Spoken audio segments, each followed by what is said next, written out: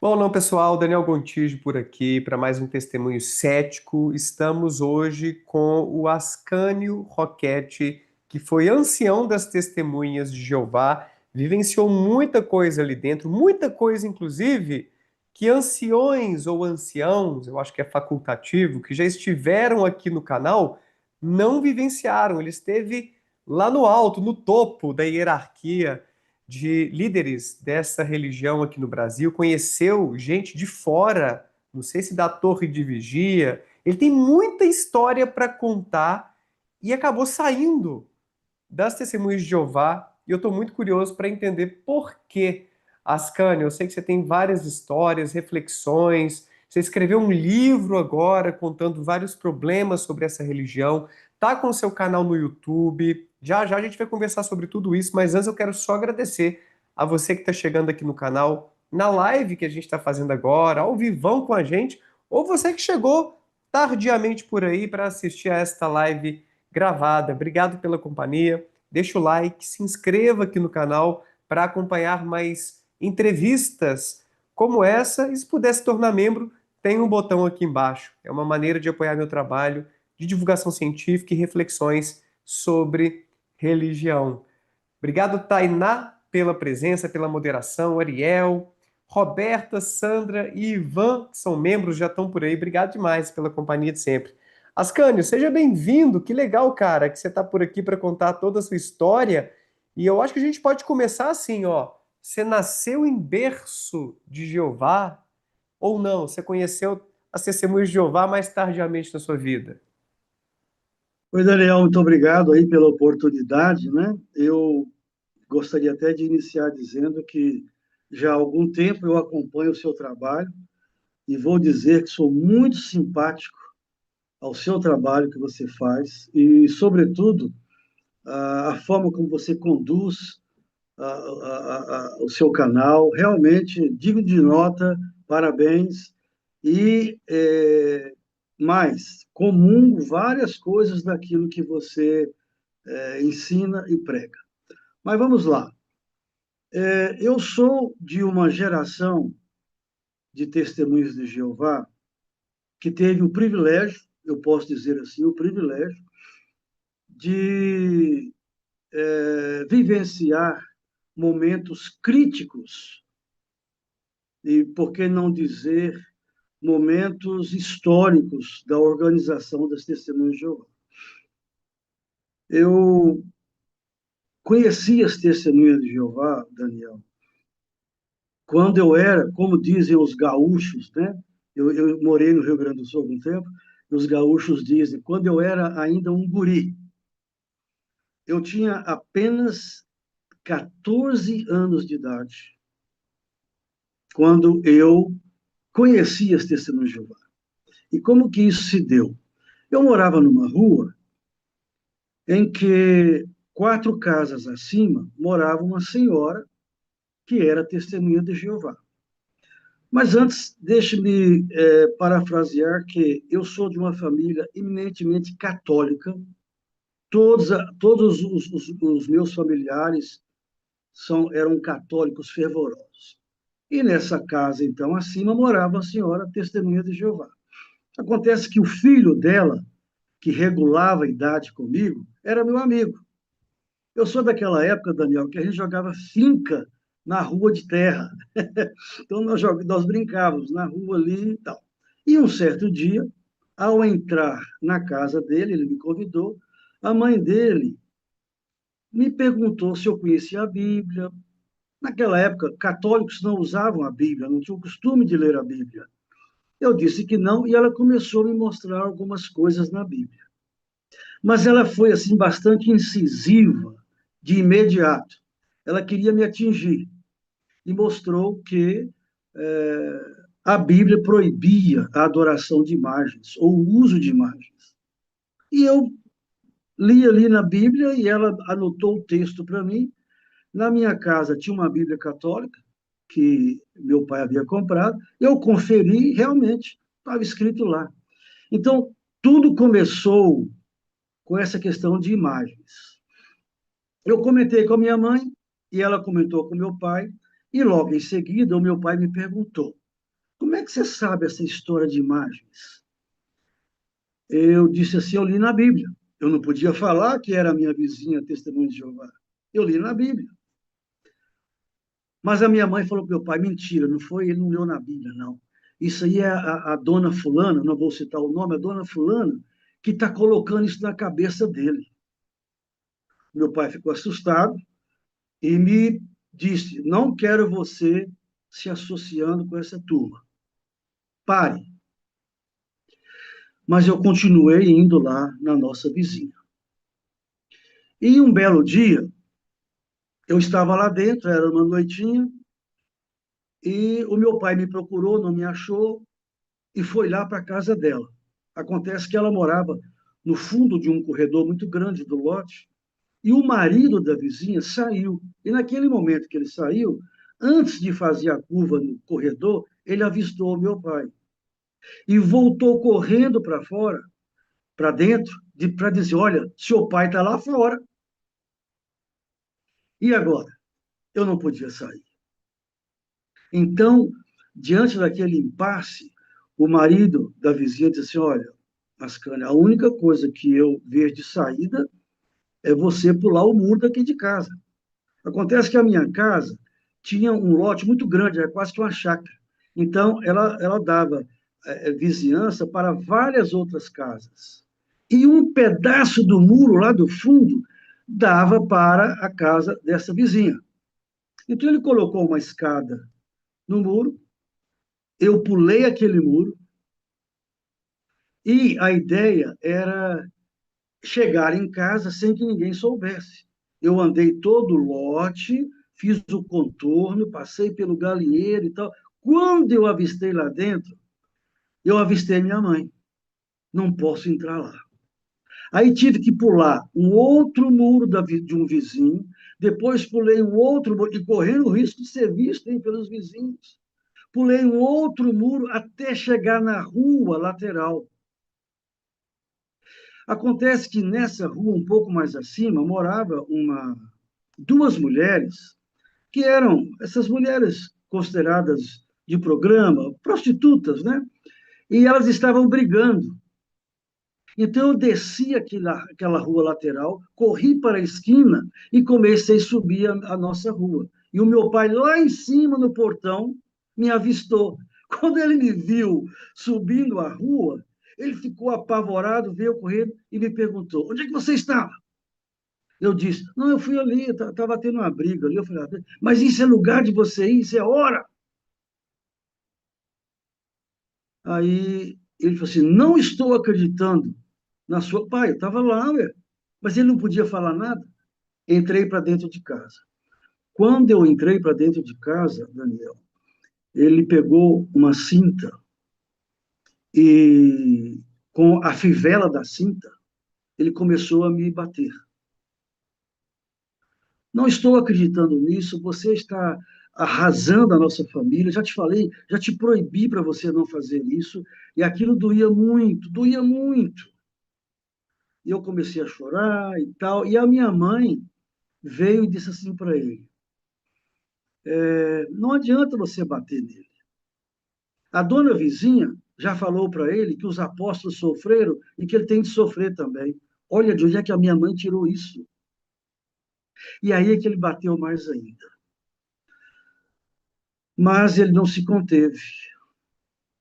Ele ficou tão irado, tão possesso, que ele correu no guarda-roupa dele, pegou um revólver que ele tinha e disse assim: eu vou resolver isso agora de uma vez por todas. E, e saiu de casa e ia se dirigir para a casa da vizinha. Quando os meus irmãos observaram que a coisa ficou feia, pularam em cima dele, os meus dois irmãos mais velhos, conseguiram tomar a arma dele. E a minha mãe, então, apavorada, disse: oh, guarda a arma na gaveta da máquina de costura. E assim eles fizeram. Aí ele não tinha mais o que fazer, ele voltou, entrou para dentro de casa, e eu ali quase saindo sangue nas pernas, porque ele bateu muito nas minhas pernas. Eu fiquei calado, não pude fazer mais nada. E, diante disso, eu fiquei algum tempo sem frequentar a casa da vizinha. Mas eu tinha uma determinação de que eu queria continuar indo lá. Eu estava gostando, e logo em seguida ela me convidou para ir ao Salão do Reino, que é a igreja das Testemunhas de Jeová, que se chama Salão do Reino. E eu fui, só que aí eu tinha que ir escondido, eu não podia falar que eu estava indo lá, 14 anos de idade. E numa destas escapulidas, o meu pai me pegou novamente.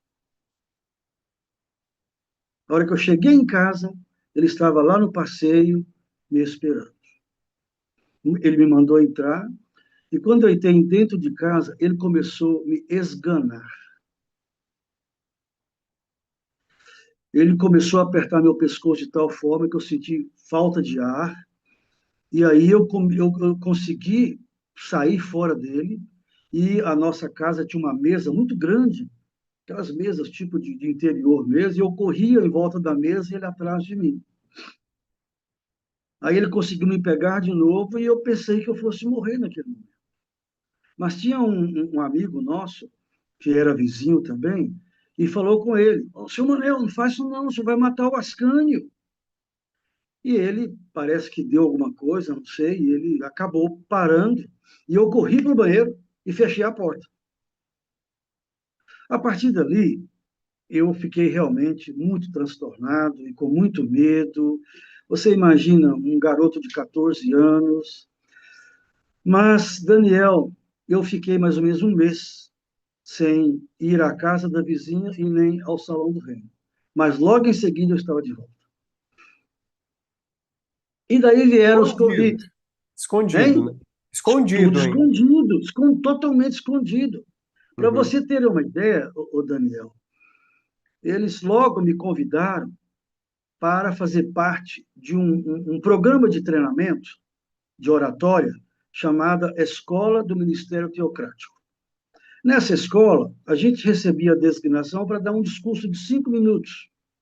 E o treinador lá, chamado servo da Escola do Ministério Teocrático na época, ficava observando como é que eu fazia, se eu estava usando conectivo, se eu. Ele, em outras palavras, depois ele me dava conselhos: olha, você precisa aprimorar isso, aprimorar aquilo e tal. Só que isso, para fazer, eu tinha que estar com terno, paletó e gravata. 14 para 15 anos, onde é que eu arrumar terno? Eu lembrei que o meu irmão mais velho tinha um terno que ele tinha usado na formatura. Então, o que, que eu fazia? Eu pegava o paletó e a gravata dele, embrulhava num papel de embrulho e jogava no jardim. De dentro de casa, jogava no jardim pelo basculante. E eu tinha que fazer isso muito antes lá da reunião começar. Eu corria, não tinha ninguém por perto, eu pegava o embrulho e sapecava. Ia correndo lá para o Salão do Reino. Quantas dezenas de vezes eu cheguei no salão adiantado e eu tinha que esperar abrir, porque se eu saísse muito tarde, eu corria o risco de ou alguém estar lá no passeio, ou algum parente meu que morava do lado. Então, eu ficava assim, toda vez que eu tinha que participar, dando esse discurso, eu tinha que esconder a gravata e o paletó no embrulho e sair correndo. E assim eu fiquei fazendo. Logo em seguida, eles me convidaram para fazer a pregação de casa em casa, que se chama serviço de campo. Só que Testemunha de Jeová, desde aquela época, ela tem um costume e é até um sinal identificador de que é de carregar uma pasta. Ali dentro da pasta vai a Bíblia, as revistas e livros que você vai vender nas casas. Mas como que eu ia levar essa pasta para dentro de casa? Então, eu consegui comprar uma pasta, deixei com a minha vizinha, e toda vez que eu ia lá para o salão para participar desse programa de ir de casa em casa fazendo a pregação, ela levava a pasta para mim. Então, eu conto no meu livro que a minha pasta frequentou todas as casas das testemunhas de Jeová da minha cidade, de Montes Claros. Porque assim que eu terminava o programa de pregação, eu tinha que encontrar uma casa mais próxima de testemunha para deixar a pasta lá e voltava para casa. Bem, eu fiz 16 anos e eles me convidaram dizendo que eu podia me batizar.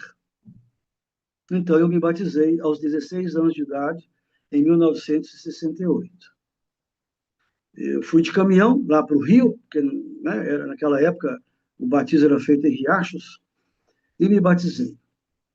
Depois disso, de eu ter me batizado, eu imaginava assim: nunca vou ser uma pessoa livre. Jamais eu vou ter condições de chegar em casa e falar que eu sou testemunha de Jeová. Mas os meus pais achavam que eu tinha abandonado, que eu não estava mais associando-me com ninguém. E então aconteceu algo muito interessante. Lá na minha cidade, um líder viajante, mais tarde eu me tornei um desses líderes viajantes, ele resolveu fazer um congresso, uma assembleia das Testemunhas de Jeová lá na minha cidade. Queria reunir algumas cidades vizinhas.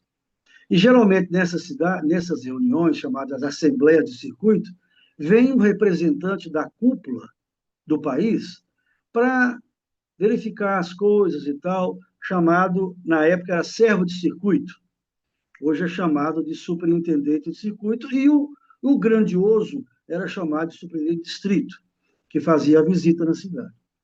Esse cara que foi lá naquela vez, ele era um americano, assim, gente muito fina, e eu já tinha um bom conhecimento de inglês, porque eu gostava muito de traduzir.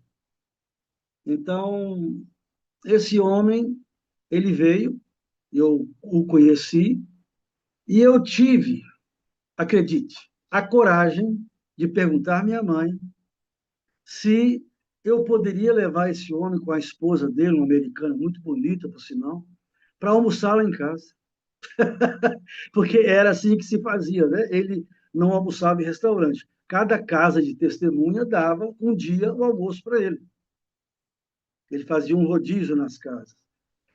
E eu falei para meu pai, ele é americano, quem sabe ele pode me ajudar alguma coisa. Meu pai era doido para eu ir para os Estados Unidos. Aí prontamente a minha mãe aceitou. Acredita nisso? Mas sabiam que eram testemunhas de Jeová? Que eram testemunhas de Jeová. Aí que meu pai se deu conta de que eu estava na ativa. Entendi. Bom, agora você imagina a minha alegria. Eu não tenho palavras para designar o que eu senti quando eu vi aquele casal entrando dentro de casa para almoçar lá naquela mesa grande em torno da qual o meu pai me esganou. E, no final, o meu pai acabou perguntando para ele: senhor Fulano, o senhor não poderia arranjar algum jeito meu filho para os Estados Unidos, não? Claro, eu sabia que meu pai tinha esse interesse, né? Mas, parando por aí, aquilo foi uma virada de mesa.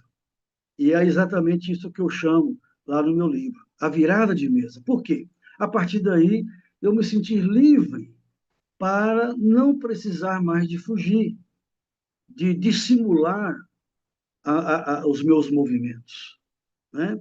E aí, de uma certa forma, passei a ser aceito, né? Como alguém que era testemunha de Jeová. Você estava com quantos anos nessa época? Eu 16? estava com 17 anos. 17 anos. Então, E, assim, quando chegou perto de 18, que eu tive que me alistar para fazer o serviço militar, testemunha de Jeová não pode prestar o serviço militar. Elas são proibidas.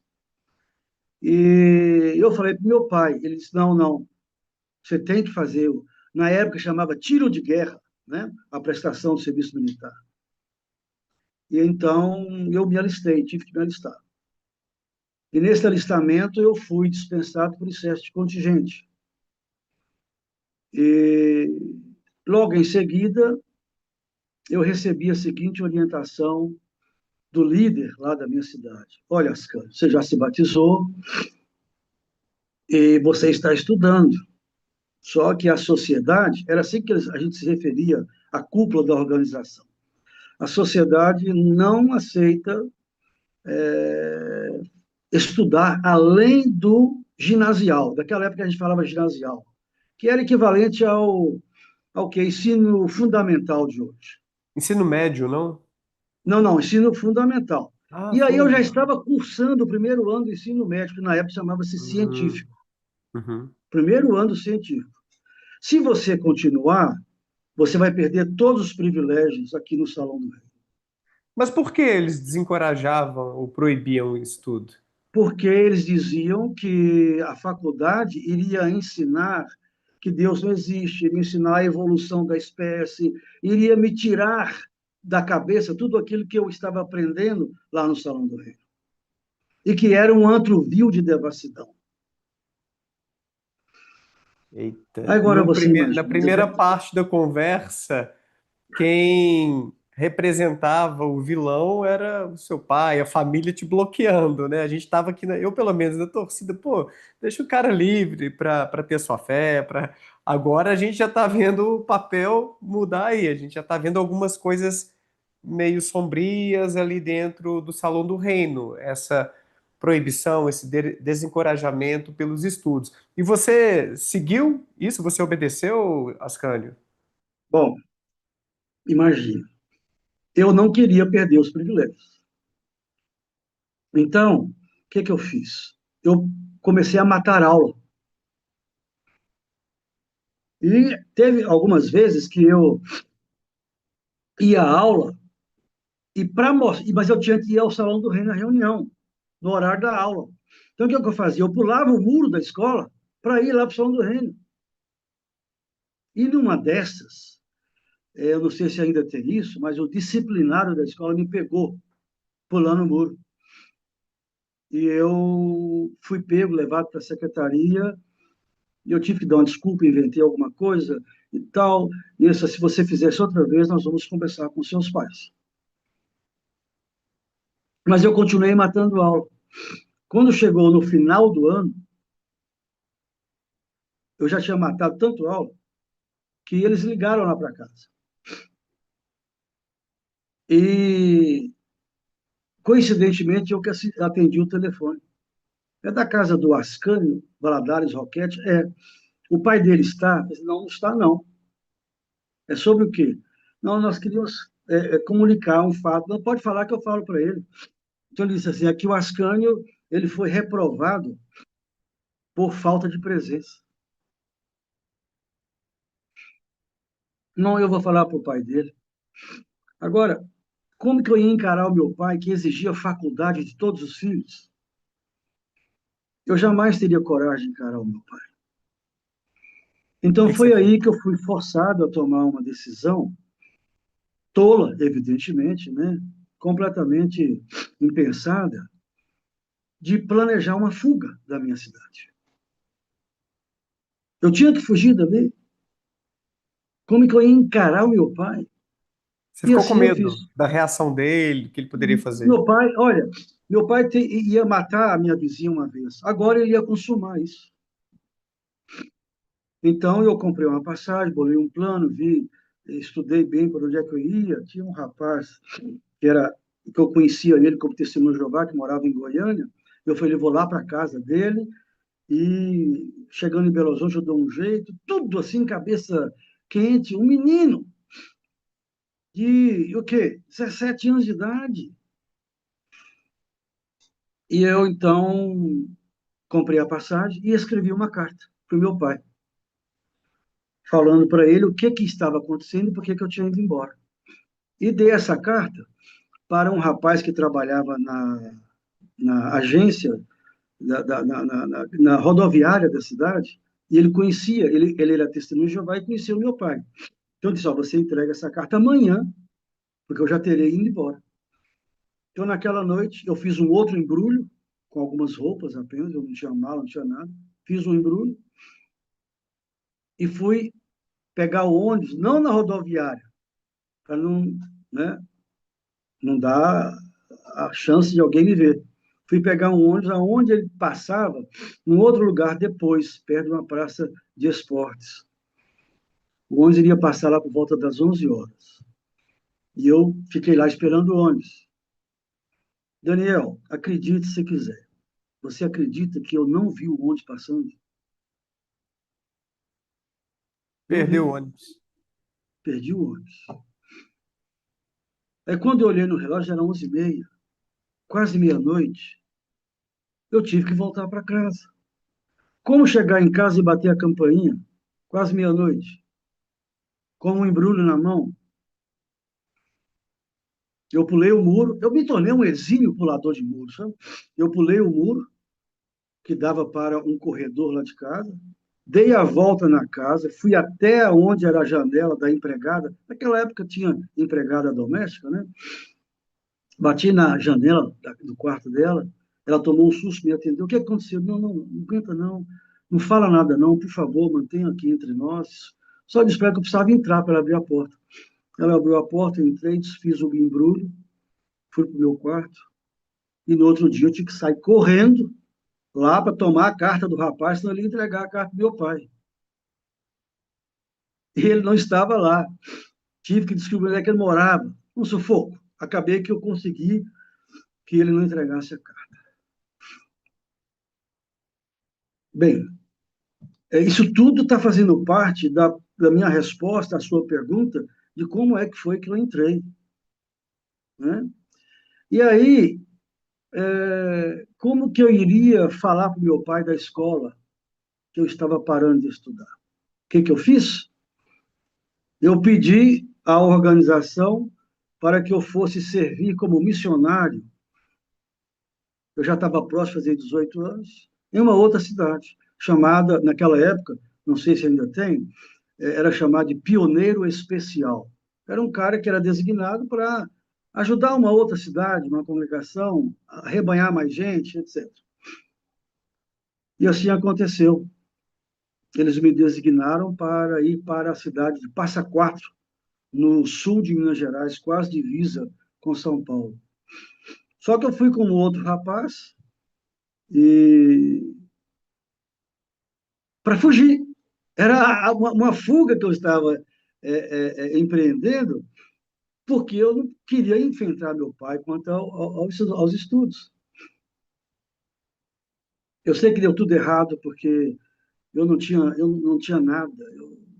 Você tem uma ideia? Eu tinha só a roupa do corpo. Um menino tomando uma atitude dessa. Teve que voltar Eu para pensei, casa. claro, quando eu cheguei lá, o casal que estava lá, que nós íamos substituir, perguntou assim: Ascânio, me arranje uma vasilha para eu colocar algumas coisas para vocês e algumas coisas estão na geladeira. Eu não tenho nada. Como assim? Como é que vocês vão sobreviver aqui sem nada? Sem nada, nada. Nem dinheiro. Eu tive que voltar embora. Olha que desilusão, que coisa horrível que pode acontecer com um jovem da minha idade. E o mais curioso é que a minha mãe dizia, depois eu fiquei sabendo lá em casa, que ela tinha certeza que eu não ia aguentar e ia voltar para casa. Não deu outro. Voltei para casa. Mas no intuito de ainda não continuar ali, porque eu ainda tinha medo do meu pai, eu falei: pai, vou embora para Belo Horizonte procurar emprego. E assim eu fiz. Vim para Belo Horizonte sem nada também. Fiquei dormindo, um dia dormindo na casa de um, a minha irmã arranjava, ela já morava aqui, uma colega para eu dormir lá, outro dia eu dormia sempre na sala dos outros, e não consegui emprego. O meu amigo que veio junto comigo para Belo Horizonte, ele conseguiu e ficou. Eu voltei de novo para Montes Claros. Felizmente, logo em seguida, ele descobriu que existia uma vaga no, num departamento do Ministério do Trabalho e me chamou para fazer o concurso. Eu fiz o concurso, passei, porque dependia muito de inglês, eu sabia muito inglês, e aí vim para Belo Horizonte já com emprego garantido. E sem finalizar os estudos. Não, parou, terminantemente. Não pude, não consegui finalizar. E seu pai não ficou Né? sabendo, ou se ficou sabendo, não teve Olha, consequência? mais tarde ele ficou sabendo lá em Montes Claros e tal, Uhum. mas ele nunca comentou comigo, Ficou por nós isso nunca mesmo, então. conversamos, não, ficou por isso mesmo. Hum. E ali, aqui em Belo Horizonte, eu comecei a me desenvolver, e aí eu já tinha liberdade de frequentar, eu tinha um bom salário, porque eu era funcionário público federal, nomeado pelo Ministério, pelo ministro do Trabalho, né, de acordo com o Diário Oficial. Tinha um salário muito bom. Conheci uma moça do salão que eu frequentava em Belo Horizonte, e já naquela época, a sociedade previa que o fim do mundo iria acontecer em 1975. E eu acreditava piamente, como todos os milhares de outros testemunhos de Jeová do mundo inteiro.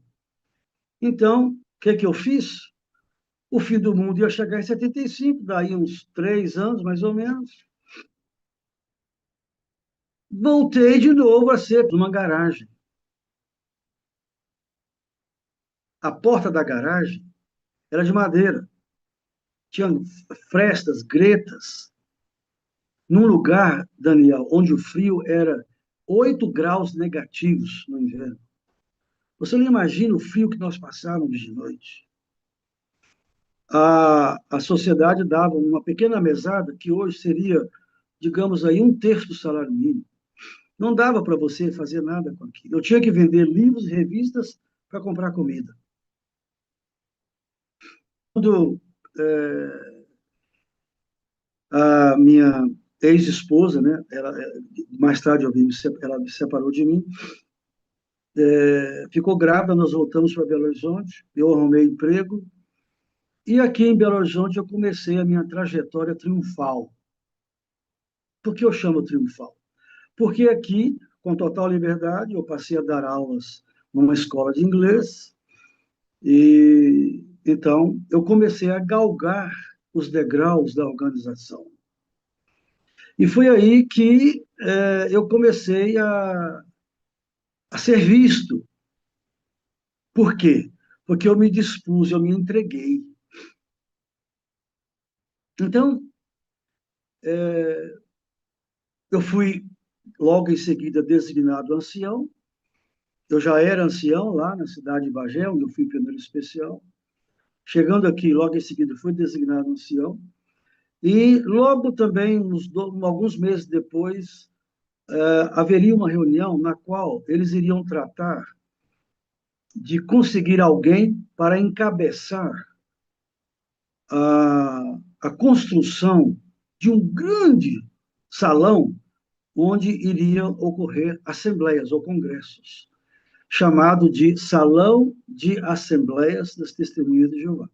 Acontece que, muitos anos atrás, eles tinham comprado um terreno e não sabiam nem sequer onde é que estava o terreno. O cara morreu, depois passou para outro e tal.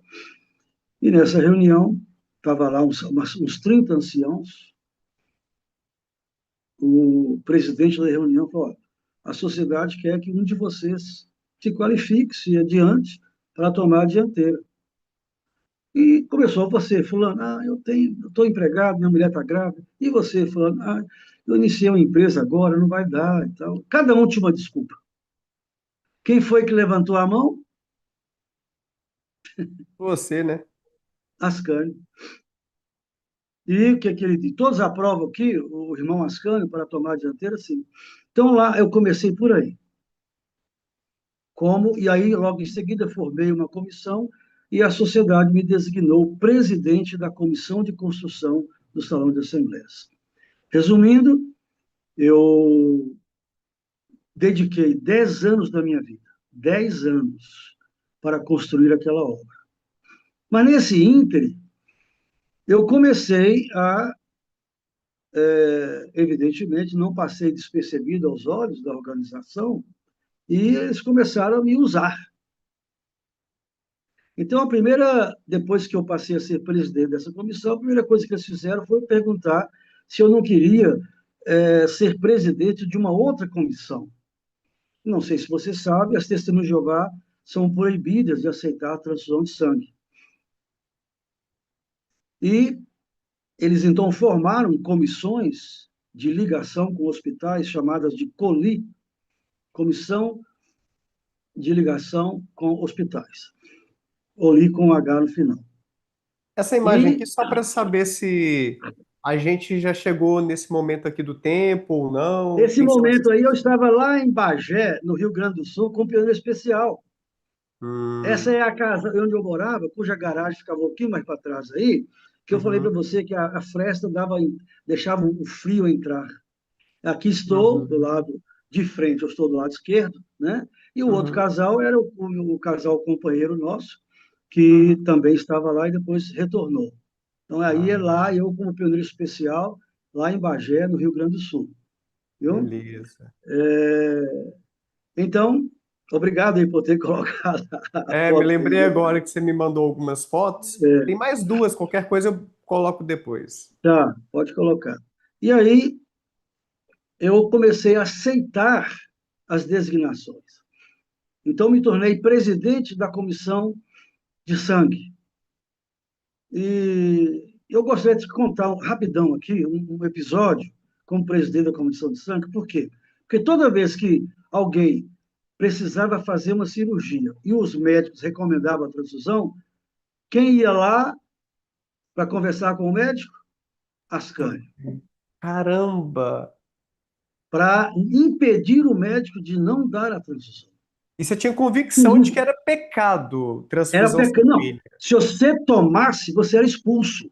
Expulso. Uhum. Expulso. Se você tomasse e ficasse sabendo, e se tornasse público entre lá a liderança, você era expulso. Mas Naquela época chamava de. a justificativa é o quê? É que, na verdade, é o seguinte, sabe? Isso nem sempre foi assim. Isso foi uma ideia que teve um dos líderes mundiais das Testemunhas de Jeová, lá dos Estados Unidos, chamado Franklin Rutherford. E esse Rutherford, ele queria uma religião assim, diferente de todas, do tipo assim, nós e eles. E uma das coisas que ele inventou foi que há um texto da Bíblia, em Atos, que diz assim: abstende-vos do sangue. E ele pegou aquilo, e já naquela época é, é, havia alguma tendência à transfusão de sangue. Esse cara aí, ó, Rutherford, né? Chamava ele de juiz, mas ele não era juiz. Ele era advogado e um dia lá faltou o juiz da cidade dele. Ele foi convidado para servir, ele serviu uma vez como juiz, nunca mais, então ele sempre foi um advogado. Uhum. Ele, no início, elogiava a transfusão de sangue, pra você ter uma ideia.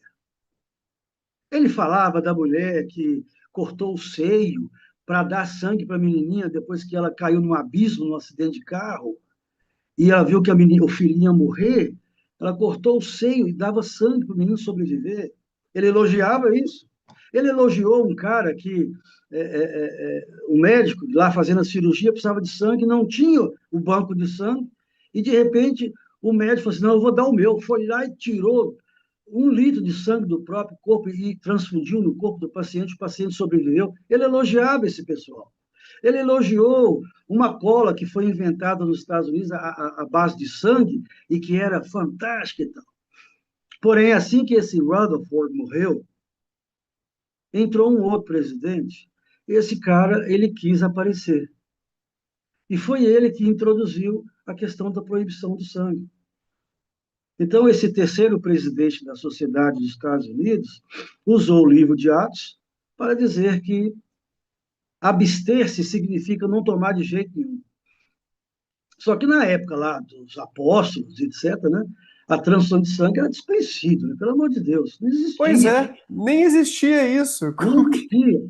Não, mas ele, da cabeça dele, ele achou que também significava transfundir para o corpo.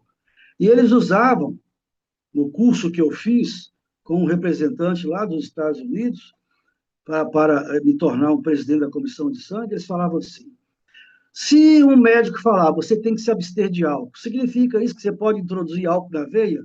Olha que argumento mais esdrúxulo esse. Não tem cabimento, mas tudo bem.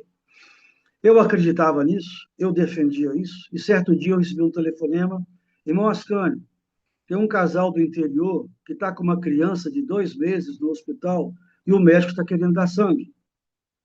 Lá fui eu conversar com o médico. Conversa daqui, conversa dali. Não, não, não. Eles não aceitam. Eles têm o direito, são pais, são genitores. Eles têm o direito, a guarda do menor, vocês têm que aceitar, papapá. Mas eu posso dar e ninguém ficar sabendo. Eu posso dar o sangue. Se eu não der esse sangue, você pode ter certeza, a criança está com a leucemia violenta, ela vai morrer. Não, o senhor não pode, tal, papapá. Resultado, eu fui muito incisivo, né? Evidentemente, defendendo os pais, que eram testemunhas de Jeová. Ele não deu sangue. Naquela mesma noite, a criança veio a óbito. Nossa, No dia cara. seguinte, eu fui informado e haveria o velório. Eu fui lá para dar o discurso, chamado discurso fúnebre, entre as testemunhas de Jeová, era assim, tentar confortar os pais de que Deus vai ressuscitar os mortos e tal. Blá, blá, blá. Mas a mãe da criança não parava de gritar: por que, Jeová? Por que o Senhor tirou meu único filho? Olha, eu confesso que eu chorei, porque a dor Eu da enchi mãe. os olhos d'água aqui, cara. Que triste Não, isso. não, não, a dor da mãe é uma coisa assim inconsolável. Nossa, Olha, cara. o caixãozinho da criança era um pouco maior do que de uma caixa de sapato. Ah, não. Quando o pessoal veio e tampou o caixão, a mãe desesperou e desmaiou. Eu carreguei isso comigo durante muitos anos. E hoje, né, ao escrever o meu livro, chamado Fiel Escudeiro, eu lembro com muita tristeza, sabe o que eu fiz? Mas, afinal, eu defendia um dogma no qual eu acreditava. O que eu podia fazer? Eu acreditava naquilo, que tomar transfusão de sangue era pecado. Quando alguém mais Oh, tarde veio a questionar a transfusão de sangue, onde é que estava isso na Bíblia? E alguém perguntou assim: então, eu posso tomar o meu próprio sangue? Porque depois começou a ter a transfusão autóloga, né? E, mas a sociedade foi irredutível. Não, tirar o sangue, guardar para depois tomar, isso é canibalismo. Canibalismo. Mas para você ver, pasme, Daniel, e a todos os nossos queridos convidados que nos assistem, né? Agora, esse ano, há poucos dias atrás, o atual corpo governante das Testemunhas de Jeová fala que tomar transfusão autóloga pode. tiveram uma revelação do Espírito Santo, uma atualização. Não, e falaram no boletim que depois de muita oração, aí alguém perguntou assim para mim, uma testemunha de Jeová, tá? Quer dizer que o Jeová, lá daquela época que orientou dizendo que era canibalismo, agora esse Jeová muda e fala que pode? Bom, isso é uma tendência do corpo governante das testemunhas de Jeová, está sempre mudando, alterando os dogmas, porque eles vão vendo que eles são insustentáveis, né? E eu vou dizer para você, no meu livro, eu prevejo, não sou profeta não, mas eu prevejo, eles vão acabar com esse dogma da transfusão de sangue e de outros dogmas também, tipo celebrar aniversário natalício, que hoje é proibido, celebrar o Dia das Mães, celebrar o Natal. Olha, os primeiros presidentes das Testemunhas de Jeová celebravam o Natal todo ano. Mas tudo isso vai acabar, porque eles não vão resistir à pressão que está acontecendo hoje. Bom, isso vai acabar, Uma com coisa certeza. que eu não sei se é uma percepção incorreta minha, mas eu vejo muitos ex-testemunhas de Jeová, ex-anciãos, inclusive, com canais aqui no YouTube, muitas discussões problematizando restrições problemáticas, controversas, como essa sobre o sangue. E outra que me assustou, Ascânio, foi o primeiro testemunho cético daqui do canal, foi com a Bárbara Freitas, ex-membra dessa religião, que foi expulsa de casa, diferentemente de você que estava tentando fugir, ela foi expulsa com 17 anos porque Nossa, ela foi desassociada da religião, porque, se não me falha a memória, ela estava namorando sem poder, ficaram sabendo, e aí expulsaram ela de casa. Ela perdeu o contato com os pais e com a irmã, e até hoje, ela está com uns 30 e poucos anos, ela perdeu o contato da família. Então, esse ostracismo, essa, esse isolamento que cria com o ex-membro, que seria o apóstata, eu acho uma coisa muito problemática. E eu não sei se eles vão rever isso, porque eu já entrevistei talvez mais de 10 pessoas que foram expulsas, que não conversam com familiares, porque saíram da religião. Isso é muito triste, cara. com certeza. O Daniel, se você está estupefato diante do dogma, eu acredito que se você ler o livro, o meu livro, Jó Escudeiro, você vai ficar assim, gente, não é desse planeta. Sabe por quê? Imagina uma coisa. Alguém que passa por esse problema de ser expulso, antigamente chamava-se desassociação. Hoje, por razões óbvias e jurídicas, o corpo governante chama de remoção. Imagina alguém que é expulso, perde tudo isso que você falou aí. Perde o contato com pai, mãe, filho, filha, avô, avó, tio, neto, qualquer pessoa que seja, ela passa a ser considerada como não existente. Ela inexiste para os seus familiares, como se fosse um fantasma.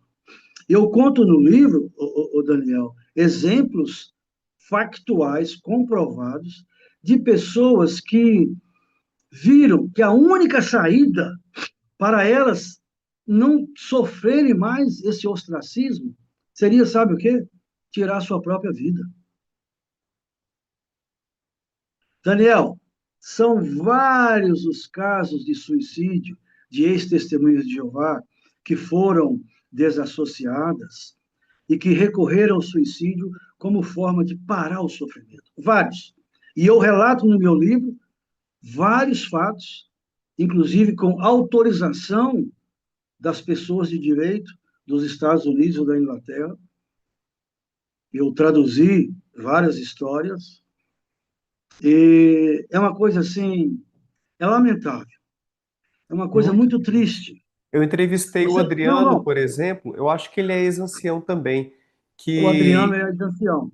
ex-ancião também, né? Eu entrevistei É, ele é, é, aqui, ele se desligou e a filha dele não se comunica mais com ele, se casou, ele nem ficou sabendo do casamento, é, super triste, e ele estava a caminho de colocar fim à própria vida, e ele contou a história dele aqui, como que um amigo o salvou. Então ele quase foi mais uma vítima é. disso do ostracismo, que é Você tão horrível. está doido. Daniel, veja bem, uma mulher que não aguenta o ostracismo dos pais, dos irmãos, de ninguém, então, ela fica tão desesperada que ela chega em casa, já decidida, ela mata o marido, mata os dois filhos e depois dá um tiro na cabeça. Eu dou todos os detalhes, nomes, porque está lá nos Estados Unidos, na corte, para quem quiser ver, para quem quiser comprovar. Isso tem acontecido aos montes. Por quê? Porque o ostracismo, ele é demoníaco. Ele não é uma coisa humana, ele é desumano. Eu sofri isso na pele, com a minha família. Ah, É, você ué. se afastou da sua família. Sim, Foi por isso? e quando eu fui desassociado, a minha filha, que é testemunha de Jeová, nunca mais quis saber de mim. Ah, porque você se casou depois com Testemunho de Jeová, teve filhos ali, Daí Testemunho de ela se Jeová. separou de mim quando eu fui desassociado, e aí foi nesse ínter que eu conheci a minha atual esposa, com quem eu estou há 25 anos. Aham, Mas a minha família se desligou de mim, aham, entendeu? Por exemplo, você tem uma ideia, eu não tenho mais nenhuma relação com a minha filha, que é testemunha de Jeová. Há uma história que eu conto no livro da Barbara Anderson. Quem quiser ver, só digitar lá, eu dou até o link. Barbara Anderson. A Barbara se tornou uma perita em pedofilia dentro do Salão do Reino, sobretudo de líderes mundiais pedófilos. E a Barbara Enders foi desassociada, ela era da cúpula lá do Betel dos Estados Unidos, foi desassociada, e depois disso ela perdeu o contato. A filha dela nunca mais conversou com ela. Ela tem um neto que ela não sabe nem o nome.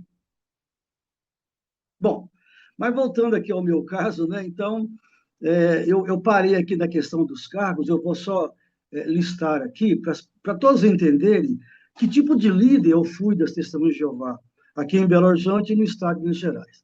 Então, primeiro, eu fui presidente da Comissão de Construção de Salão de Assembleias, fui presidente da COLI, fui superintendente de circuito substituto, fui superintendente de assembleias de circuito, fui superintendente de congressos de circuito e, por fim, eu me tornei um treinador de anciãos.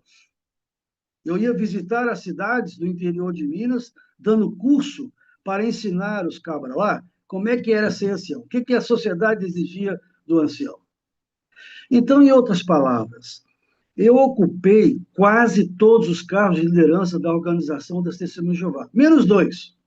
Eu não fui superintendente de distrito e nem superintendente de cidade. Os únicos dois cargos que eu não ocupei. O resto eu ocupei tudo. Então, Então, não dá para ninguém dizer que você não entrou de cabeça e não não, que é tinha fé o isso. suficiente, não. Você foi um ancião, uma testemunha de Jeová exemplar, né, Ascânio? Não, não é à toa, Daniel, que eu chamei o meu livro de Fiel Escudeiro. Eu fui Uhum. fiel ao corpo governante das Testemunhas de Jeová até o dia que eu recebi uma rasteira. Ah, deixa eu só colocar aqui, é a capa do seu livro, né? Você me mandou aqui também. Isso, essa daí. Aí estou eu. Ô, Daniel, pra você ter uma ideia, eu era tão é, íntimo da cúpula do Betel de Cesário Lange que eles me convidavam para fazer discursos lá. Esse dia eu fui fazer um discurso lá no Betel. E aí está a minha foto que eu tirei em frente à sede do Brasil das Testemunhas de Jeová lá em Cesário Lange, em São Paulo. Uhum. E eu escolhi essa foto porque mostra que eu realmente estive ligado à Sociedade Torre de Vigia do Brasil e eu fui realmente um fiel escudeiro, sabe? Eu Uhum. dediquei a minha vida integralmente a eles. Uhum. Daniel, eu só trabalhava para o sustento da família. Uhum. O restante do meu tempo eu dedicava à organização. Sim. Durante a construção do Salão de Assembleias de Betim, do qual de cuja comissão eu fui presidente, eu viajei 10 mil quilômetros para liderar a construção. E essa foto aqui, Ascânio? Bom, essa daí é uma foto memorável, porque assim que eu recebi a rasteira, eles me destituíram do meu cargo por uma acusação falsa que um líder das Testemunhas de Jeová fez contra mim. Hum. Só que ele não pôde provar, a sociedade não provou nada, e mesmo assim eles me destituíram do meu cargo. Eu Uhum. perdi tudo da noite para o dia. Eu resolvi, então, tentar conhecer outras pessoas. E eu fiquei sabendo que esse camarada aí do meio, esse de cabeça branca aí, ele já tinha sido membro do corpo governante das Testemunhas de Jeová lá nos Estados Unidos. Uhum. Ele se chamava Raymond Friends. Talvez muitos dos que estão aqui, alguns, né, dos que estão nos ouvindo, devem conhecer. Raymond Friends foi um membro do corpo governante muito influente, porque ele era o único que conhecia outros idiomas, tipo grego, hebraico, e ele é um cara muito letrado, né? Só que Uhum. ele viu tanta coisa errada, ele viu tanta inconsistência dentro do corpo governante, que ele não deu conta e saiu. Hum. Então, eu consegui o endereço dele lá nos Estados Unidos, me comuniquei com ele, trocamos várias correspondências e, finalmente, nós combinamos de que eu iria visitá-lo lá nos Estados Unidos. E assim eu fiz.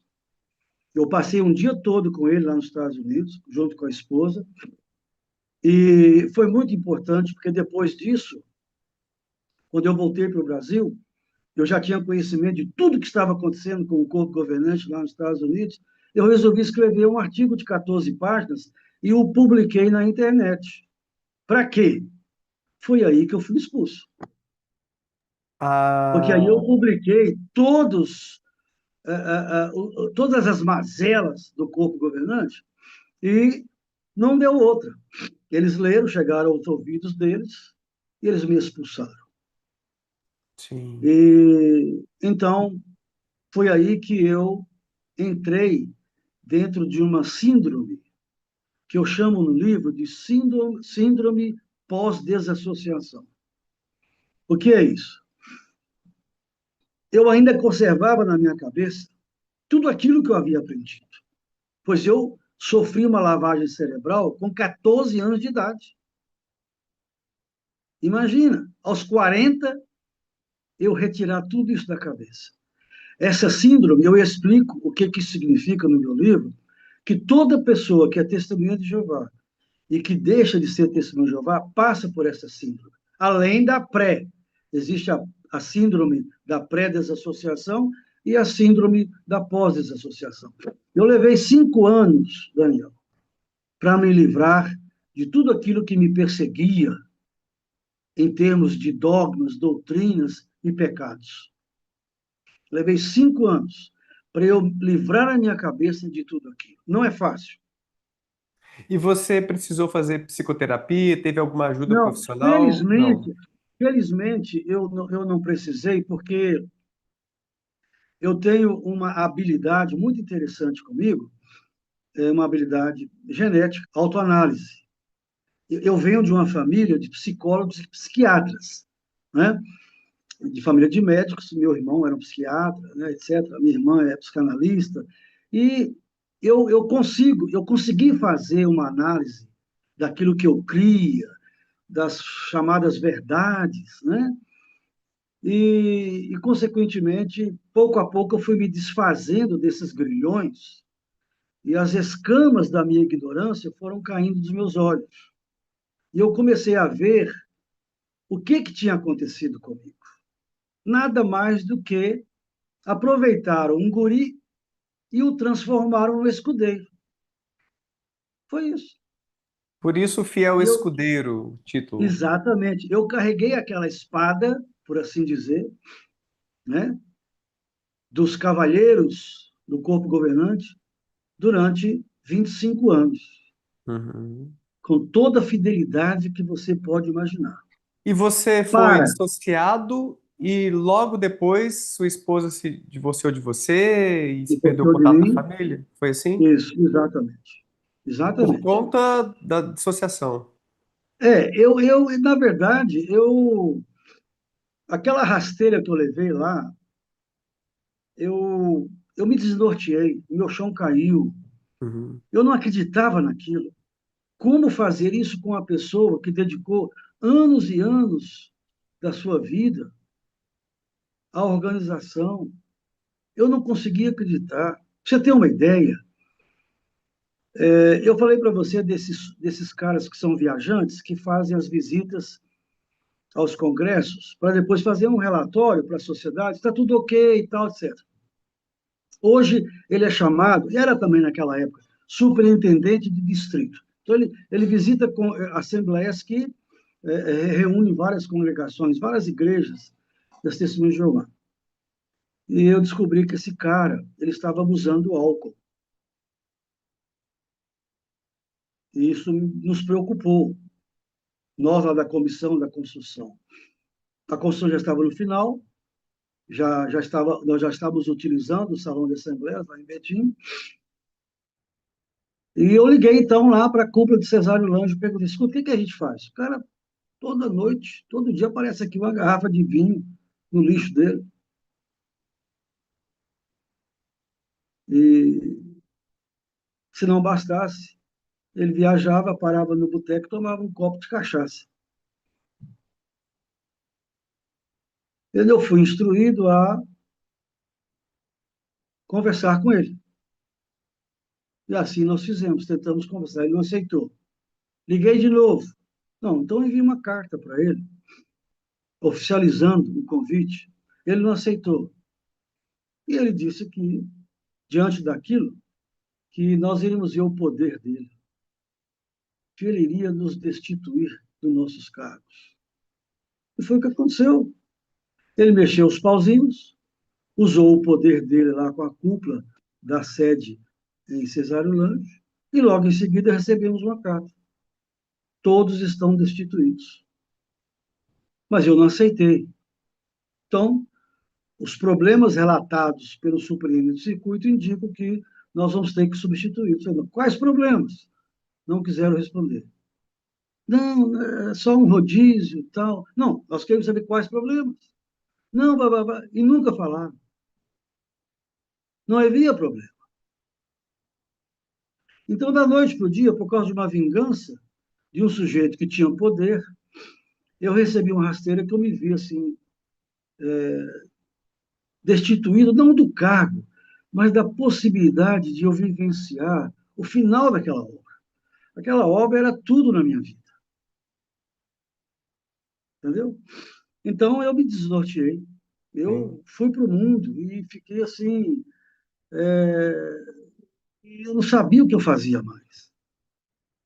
Depois de Eu tantos não anos sabia. dedicado, nossa, quase que completamente à causa, à missão das Testemunhas de Jeová, imagino que você tenha visto um buraco na sua frente. E aí, como é que eu vou preencher minha vida agora com outro propósito? Você buscou assim, outra religião? Se quiser falar um pouquinho sobre isso Não, não. também. Na realidade, quando eles leram o artigo que eu escrevi e me expulsaram, logo em seguida eu fiquei sabendo que. Porque, o Daniel, imagine a surpresa da cúpula, de todos esses milhares de anciãos e viajantes que me conheciam, ao saber que eu tinha escrito um livro, um artigo de 14 páginas, contra o corpo governante.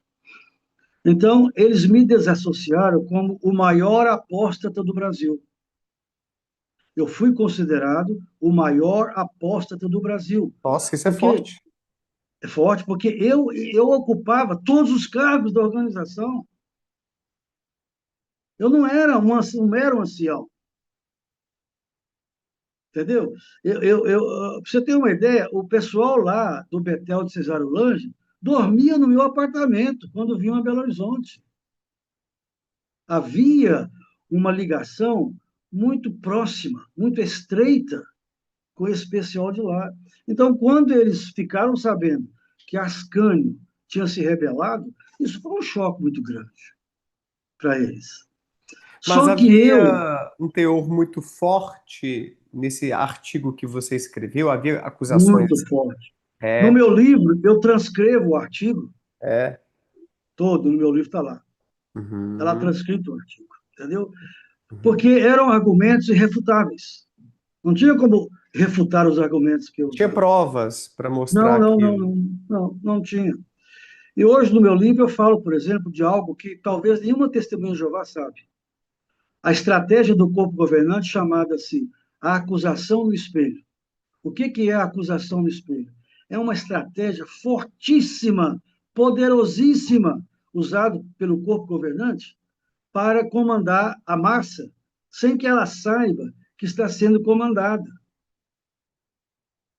Quem quiser, depois eu vou indicar no final, né, como é que adquire o livro, mas assim, você me perguntou se eu não tive a vontade de iniciar outra religião. Não, não, não, não. Nunca passou pela minha cabeça. Embora eu fiquei sabendo algum tempo depois que Ascânio tinha criado uma religião para ele. Mentira, nunca fiz isso. Nunca. Eu nunca quis me expor. Eu sou muito quieto, muito no meu canto. Tanto é, o Daniel, que a minha atual esposa e outras pessoas, ex-testemunhos de Jeová, também testemunhos de Jeová, que estão lá dentro, mas estão mais fora do que dentro, né? Me dizia, Ascânio, escreve um livro. A sua história ninguém tem igual. Escreve um livro. Sempre assim, escreve um livro. E eu não queria me expor, eu sempre achei assim, sabe? Finalmente, 3 anos atrás, que eu decidi escrever o livro. Eu durei 3 anos para terminá-lo. E foi a única coisa que eu fiz, foi escrever o meu livro. Nunca iniciei nenhum movimento religioso, nunca quis aparecer na internet. Você falou aí de canais, né? Existem vários ex-testemunhos de Jeová que tem os seus canais no YouTube e que mostram, né, as mazelas do corpo governante, as inconsistências e tal. Eu particularmente, nunca quis isso para mim, né? Para dizer a verdade, essa é a primeira vez que eu estou aparecendo na internet com você. Primeira vez. E Privilégio eu meu, estou. então, é conhecer aqui a É, sua é, é. história com o meu público aqui. Que massa. Fico feliz. E Então, que é a primeira história, vez. né? E que história, o pessoal já elogiou bastante aqui a sua habilidade de contar esses acontecimentos desde a sua infância, tudo que você viveu lá atrás e atualmente, né, de certa forma, você ainda carrega certas consequências dessas escolhas, desses acontecimentos, uma vez que você não tem um contato hoje com a sua filha, né, Ascânio? Isso Não, deve ser não, não tem, muito. não tem. É triste para você ou você tem raiva disso? Como é que você Não, está com não, essa não, não. situação Sabe por hoje? quê? Sabe por quê, ô, Daniel? Eu gostaria até que todos que nos assistem prestassem atenção no que eu vou dizer. Religião é um acidente geográfico social. Se eu tivesse me ligado à religião batista, a minha filha seria batista hoje. Se eu tivesse me ligado à religião adventista, a minha filha seria uma adventista hoje. Então, a religião Perfeito. raramente é uma escolha que você faz, a não ser quando a pessoa já é adulta e começa a ver que não está legal, de alguma forma ela decide, por uma razão óbvia, a se desligar da religião atual e passa a adotar outra. Mas, normalmente, crianças que foram criadas naquela religião continuam nela. Então, é como eu falo com respeito à língua, né? Eu fui professor de inglês e diretor de escola durante 30 anos. Língua é acidente geográfico. Se nós estivéssemos hoje lá no Iraque, eu estaria dando essa entrevista aqui em qual língua? Não é? Mesmo que eu fosse Exato. filho de brasileiros. Então, a Uhum. mesma coisa é a religião. A religião, quando criança, é um acidente geográfico social. Você é porque os seus pais te criaram assim. Então, eu não posso culpá-la. Ela é assim porque eu a eduquei assim. Porque eu a levei até o ponto dela se batizar e se tornar uma testemunha de Jeová. Eu só espero o seguinte: assim como o corpo governante está liberando tudo, e parece, né? Eu não sei se você sabe, eles usam muito lá nos Estados Unidos o termo PIMO. Já ouviu falar em PIMO? PIMO é um acrônimo de quatro palavras em inglês. Physically, porque physically em inglês é com PH, né? O P, in, mentally out. Quer dizer, o cara está fisicamente dentro e mentalmente fora. Então, PIMO existe hoje aos milhares nos salões do reino das Testemunhas de Jeová. E tem vários PIMOs lá nos Estados Unidos, alguns dos quais eu consigo ter informações de que há uma tendência dentro do corpo governante atual de acabar com a desassociação, acabar com a proibição, essas proibições absurdas, tipo aniversário, Dia das Mães, etc. Então, se o corpo governante atual acabar com essa proibição, com, essa, com esse dogma absurdo, inconsistente, desumano da desassociação, a minha filha volta a ter atividade comigo. Ótimo. E eu achei bem madura essa sua percepção, Ascânio, que não é como se ela fosse má e quisesse o Não, não seu é. mal. Ela Não foi é. Ela não foi. condicionada a acreditar no que acredita e a fazer o que faz. Ela aprendeu a pensar dessa maneira e agir assim. Você já esteve no lugar dela uma vez e Oh, consegue compreender a mente dela, porque ela age com desse certeza, jeito, né, com Ascânio? certeza, Eu com acho que certeza. E é é. assim que eu vejo isso. E eu Uhum. vejo que, Não deixa de conforme eu ser diminuo triste, isso, né? Não deixa de ser, assim, muito pô, que triste. situação É lamentável. porque se ela fizer isso, ela vai estar contrariando um dogma muito forte, que inclusive pode levá-la a ser expulsa. Entendeu? Então, eu Sim. estou aqui na minha expectativa de logo, logo isso acabar, eles não vão aguentar a pressão e, de repente, vou voltar e retomar o nosso relacionamento como era antes, né?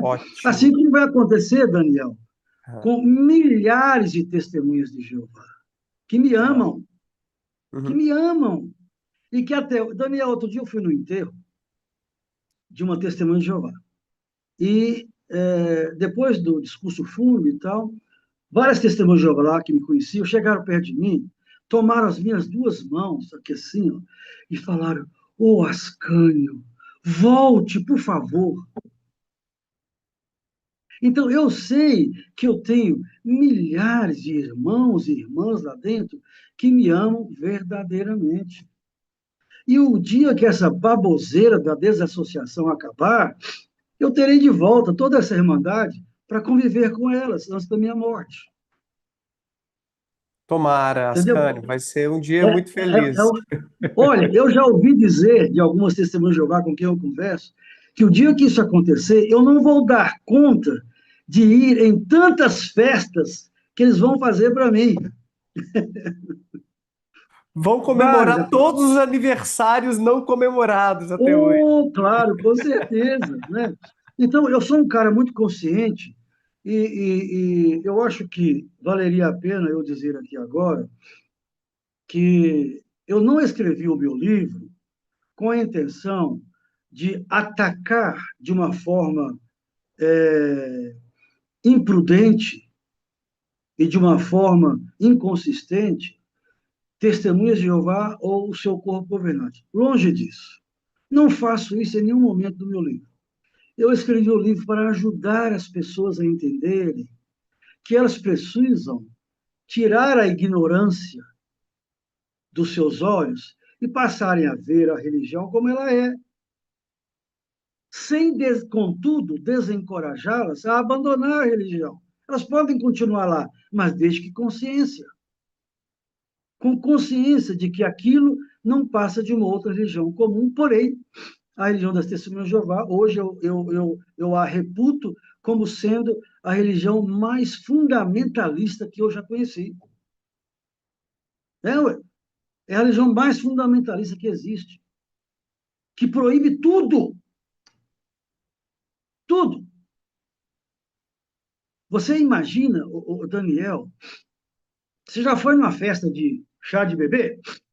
Já. Muito bem. Testemunhas de Jeová fazem festas chá de bebê. O que acontece no chá de bebê? É antes do bebê nascer. Então você vai, leva presente, leva isso, leva aquilo que a mãe, né, a futura mamãe diz que está precisando, etc. Todo mundo leva presente, parabéns e tal. Ppp. Quando o neném nasce, aí nós vamos lá visitar o neném. E levamos presente, parabenizamos a mãe e tal. Testemunha de Jeová comemora chá de bebê? Sim. Vai no dia do bebê nascer? Vai. Caramba, como é que o corpo governante permite Testemunho de Jeová celebrar o neném antes de nascer, no dia que ele nasce, e não pode celebrar no ano que vem? Meio inconsistente. Como é que você refuta um argumento desse? Muito bom. Eu acho que para quem quiser se aprofundar essas questões, você também trabalha no seu livro, né, Ascânio? A Muito, gente deixou o totalmente. link aqui embaixo. Eu vou te fazer mais uma pergunta ainda antes de a gente Tá. finalizar, mas Uhum. eu gostaria antes, rapidamente, só de deixar um convite para o pessoal aí também conhecer a formação em Ciência e Filosofia do Instituto Ponto Azul, em que a gente organiza cursos e clubes do livro sobre ciência, filosofia e religião. A gente vai ter agora o início do curso Pense como Filósofo, que é para quem quer desenvolver mais o pensamento crítico, melhorar seus argumentos, suas habilidades de argumentação, de detecção de falácias, para desenvolver virtudes intelectuais. Vai começar agora. E olha só, o Ascânio, que legal, a gente tem Não. cursos de religião também, como psicologia das seitas, psicologia da religião, história da Bíblia, que problematizam de várias maneiras instituições religiosas, como a Bíblia foi construída, tocando em pontos que você trouxe hoje aqui na nossa conversa. Então, quem gosta do tema religião e quer aprender com acadêmicos como olhar de uma maneira um pouco mais crítica para o tema, fica o convite aí. A gente tem vários cursos legais, além do nosso curso Clube do Livro. e dá para vocês acessarem tudo isso aqui fazendo a assinatura do IPACEF. Se fossem para comprar cada curso isoladamente, gente, ia sair quase R$ 3.000. São muitos conteúdos aqui, quase 300 horas de muitas aulas que a gente tem com grandes professores de ciência, filosofia e religião. Se você assina o IPACEF, o pacote anual para acessar todos os conteúdos sai por R$ 497 para o ano inteiro, não é por mês, tá? Você pode dividir esse valor em até 12 vezes de 40 e poucos reais. Então, o link está embaixo para vocês conhecerem. E a gente, no mês que vem, agora em maio, começa a nova leitura no nosso Clube Existencial. A gente escolhe um livro para ler de 4 em 4 meses. A turma lá é muito legal. A gente vai ler agora Sentir e Saber, do neurocientista Antônio Damasio, que explica como o nosso cérebro constrói a mente, a consciência, como podemos ser seres pensantes e experienciarmos tantas coisas ótimas da vida, como o amor, mas também coisas ruins, como a dor, a tristeza, várias emoções desagradáveis que o Ascânio vivenciou e de vez em quando talvez vivencie como todos nós, no final das contas, não é?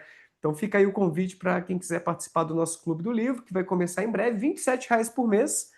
Para participar do Clube Existencial, a gente tem grupo no WhatsApp para conversar comigo, com os outros alunos, pessoal muito legal.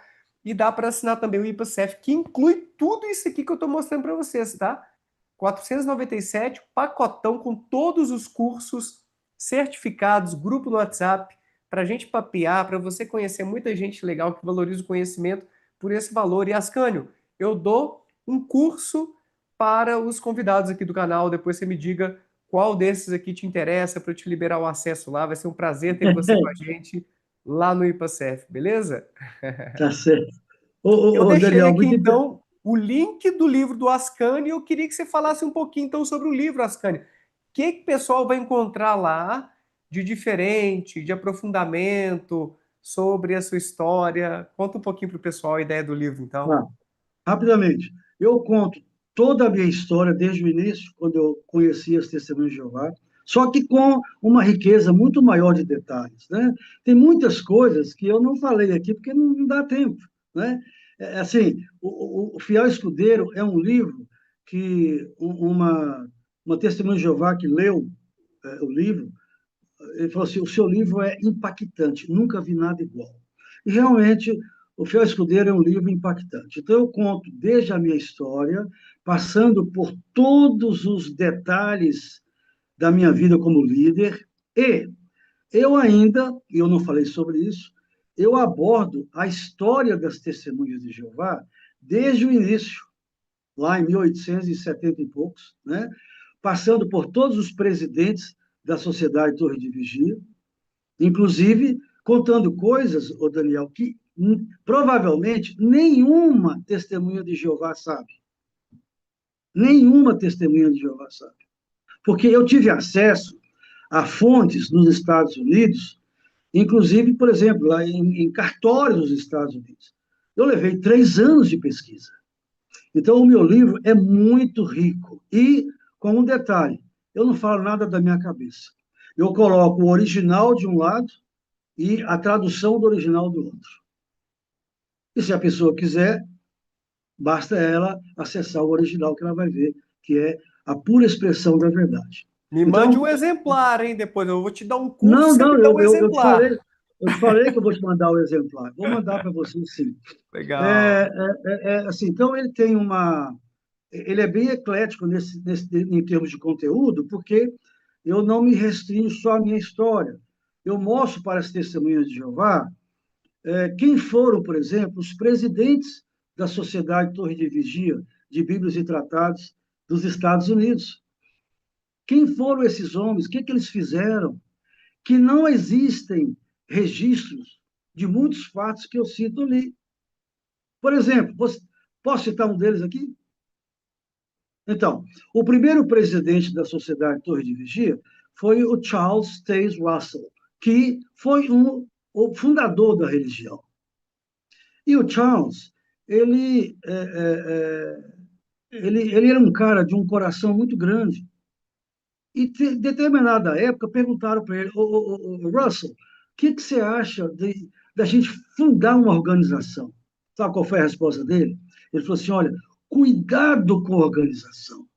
Se vocês pensarem em transformar o nosso movimento em organização, vocês vão impedir que os nossos membros tenham consciência e ajam por si só. Olha, o fundador do movimento condenava a organização. Algo que hoje no meu livro eu mostro que eles dizem: ou você é fiel à organização, ou você não tem salvação. Complicado, né, essa visão Não, exclusivista, como se tivesse isso um aí único é um caminho. item. Isso é um item dentre dezenas de outros Sim, que muitas testemunhas de Jeová, talvez todas, não sei, não sabem, sim. porque eu fui muito fundo nas minhas Uhum. pesquisas, Que muito fundo. legal. Então, o livro é às vezes é um desabafo meu, né, de tudo aquilo que eu passei, pela rasteira que eu levei, mas é um livro histórico, contém fatos históricos irrefutáveis, e eu diria, adquiram. Adquiram para você comprovar. Não acredite nas minhas palavras. É barato o livro, você vai ver o que eu estou falando é verdade. Fica o Então, o convite aqui, né, Daniel? link, muito bom, o link do livro tá aqui embaixo, tá, gente? Tem gente perguntando aí na live, ó. O link do livro tá aqui embaixo. O link do canal do Ascânio tá aqui embaixo também, porque agora ele está gravando uns vídeos aqui no YouTube. Se inscrevam lá para dar uma força. Ele está começando agora e ele tem muito conteúdo. O Ascânio, a gente pode até fazer Muita uma coisa. parte 2 mais para frente, se você quiser, hein?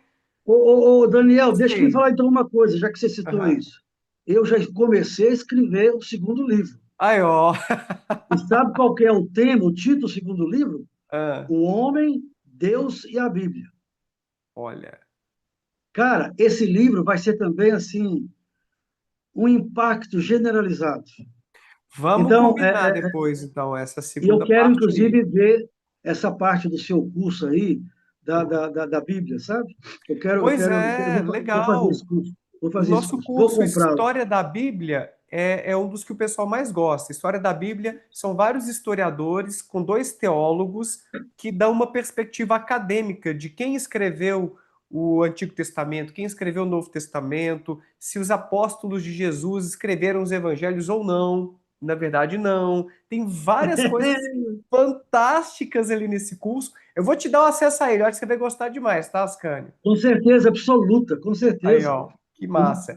Eu queria só agradecer aqui a Jaira Costa, que mandou um super chat. Ela não escreveu nada, mas obrigado pela contribuição. E o Francisco José escreveu assim, ó, viva os ateus, ateísmo sempre. E teve gente perguntando aqui se você virou ateu, Ascânio, ou não. Olha, eu diria o seguinte: depois que a gente faz a análise que eu faço em termos de religião, e não é à toa que o meu segundo livro é O Homem, Deus e a Bíblia, e Uhum, nessa ordem eu mostro no livro por que que houve uma inversão da lógica. uhum, Não seria Deus, o homem e a Bíblia? E eu coloco o homem, Deus e a Bíblia.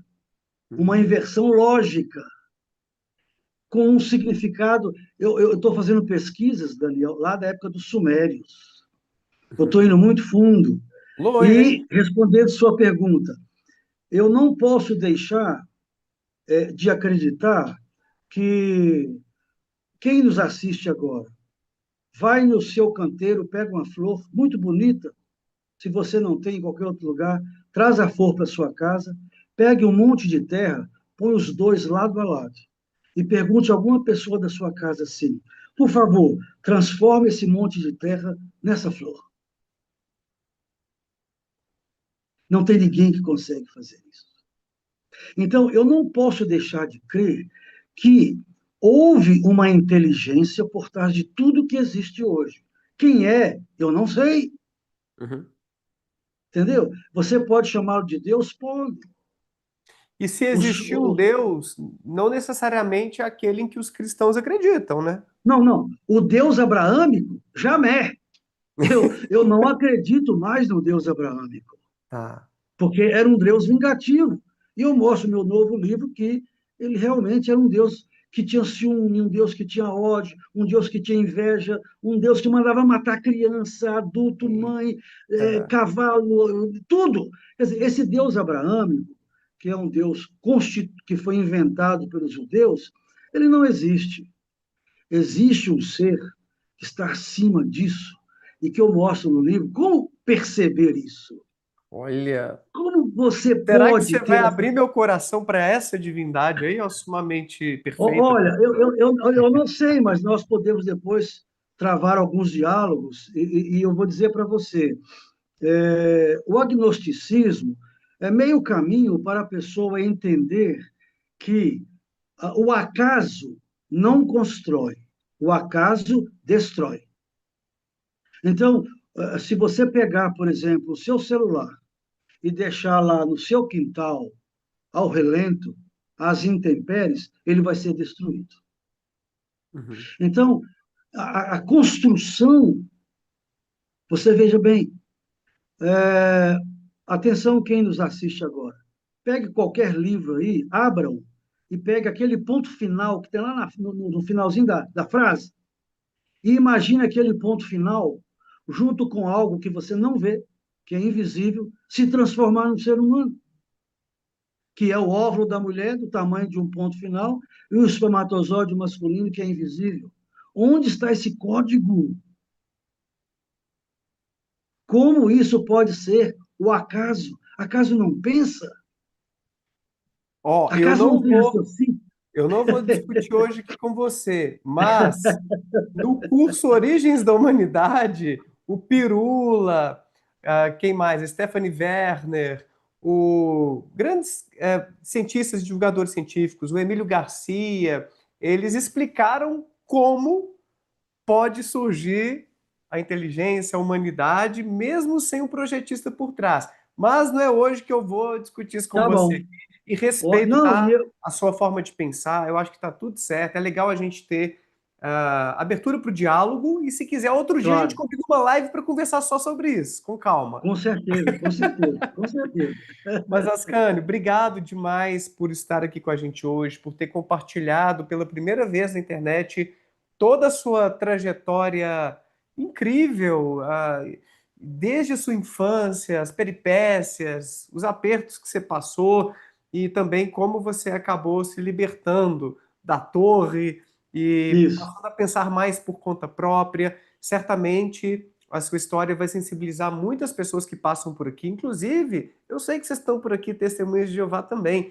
Já teve até uma testemunha de Jeová que subiu e conversou comigo na live, mesmo sem poder. Talvez seja um caso de Pimo, como você falou, né? Isso. Fisicamente dentro, mas mentalmente já está meio fora da organização. E como sempre, eu deixo as portas abertas para o caso de algum ancião, alguma pessoa da liderança, se quiser vir para colocar o seu lado, a sua perspectiva. Eu sei que não é muito recomendável de dentro da instituição que isso aconteça, mas qualquer coisa É. as portas estão abertas porque eu sou muito aberto ao diálogo para a gente conhecer todos os lados da história. Mas hoje foi o lado do Ascânio que tem essa história incrível. Tá aqui embaixo o seu canal, o seu Muito livro. obrigado, Daniel. Se Muito obrigado. inscrevam lá para dar esse apoio a ele. E mais uma vez, obrigado, Ascânio. Tudo de bom para você e Eu sua que família. agradeço, Daniel. Muito obrigado. Você. Obrigado, gente. Deixa o like por aí, se inscreva no canal para acompanhar mais entrevistas como esta. Já entrevistei outros ex-anciãos, ex-pioneiro, muita gente que passou por essa religião e também pelos arautos do Evangelho. Vai aparecer aí um vídeo muito legal da Sara. Assista a história da Sara nos arautos que vocês vão arrepiar. Se inscreva aí. Se puder se tornar membro, tem um botão aqui embaixo, uma maneira de contribuir com o meu trabalho por aqui. Tem o link também do Instituto Ponto Azul, se você quiser conhecer uma perspectiva mais crítica sobre as religiões que estão por aí. Abraço, valeu Ariel, Thay, a gente se vê em breve, valeu Ascânio. Tchau, tchau.